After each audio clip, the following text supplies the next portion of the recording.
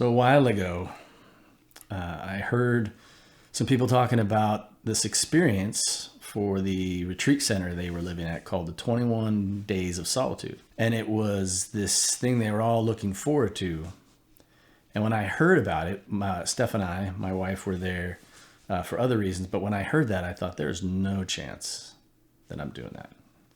And this was before we had kids. So it was very feasible to do it, but I didn't want to do it. And as I look back, I realized the reason I didn't want to do it is because I would have none of my distractions to lean on. It would just be me alone with God. And that scares us to death. Fear would have kept me from doing it, but I had these amazing mentors that kept guiding me and teaching me. No one ever said I should do the 21-day retreat of solitude. I eventually did, but I was called to it. I knew I was supposed to go. So that was a few years later. But solitude itself is something that is meant for us to take up in this Christian walk, in this walk of faith.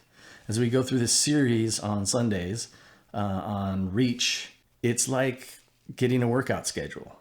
You got leg day, you got chest day. And so we're going to go through all the different days. We went through prayer, one version of what that can look like. So we had prayer day, and then today is solitude. And then next week, Stephanie's going to teach on Sunday on another version of prayer. But they're all exercises, disciplines to help us to reach towards God, to help us grow in the spiritual life. And to grow in your spiritual life means to be more connected with God. But this fear is pretty devastating. And to explain it, I think Henry Nouwen says it the best. He says, in solitude, I get rid of my scaffolding. No friends to talk with, no telephone calls to make, no meetings to attend, no music to entertain, no books to distract. It's just me. Naked, vulnerable, weak, sinful, deprived, broken, nothing. It is this nothingness that I have to face in my solitude. A nothingness so dreadful that everything in me wants to run to my friends, my work, and my distractions so that I can forget. So that I can forget my nothingness and make myself believe that I'm worth something. You know what he's talking about? Because that's what I experienced when I heard about this 21 days of solitude. But luckily my mentors had talked about solitude in a more manageable way, where it could be a rhythm of your life. My boss, actually, never said the word required, which helps. But it was once a month, I was given a day to go and just be in solitude with the Lord. And then, of course, my mind was like, does that mean 8 hours? Does that mean 6? Does that mean 7? And so I pushed to go a full 8 hours, and I did that for a while, but then it started feeling like work. And then I eventually figured out a rhythm that worked for me. Sometimes it would be a few hours. Sometimes it would be just an hour. But there was a rhythm in my life of pulling away to be with the Lord. And I didn't come up with this on my own, and neither did the mentors. In fact, Jesus was the one that modeled this.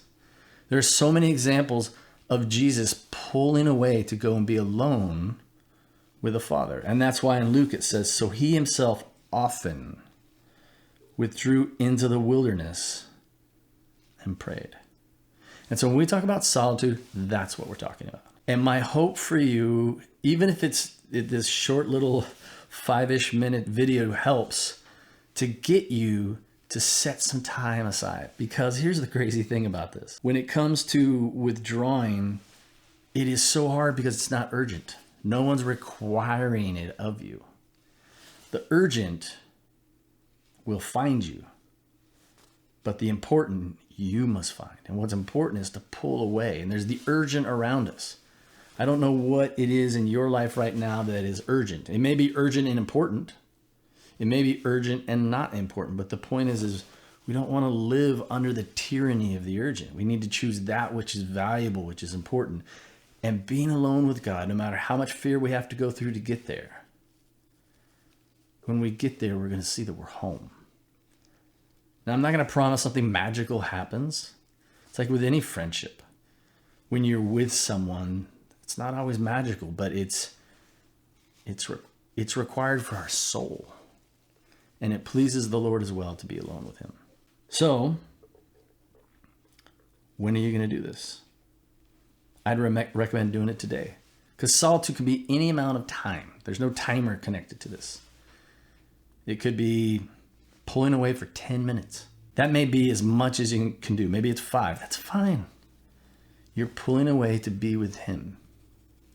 If we were working out, I wouldn't run you through a 2-hour workout. Then you'd hate it. You got to build up sometimes. And what you do during that time, there's so many things you could do, but Jesus really never gives clear direction on that. But from my experience, from my mentors, I would say if you keep these 2 things in the forefront, then you're doing it. First one is you just show up. Just show up. Doesn't matter how long, doesn't matter where, as long as it removes the distractions and the scaffolding that you built your life up on. And the last one is to remember to whom you are seeking to be alone with, the God of the universe. And that'll help direct your steps.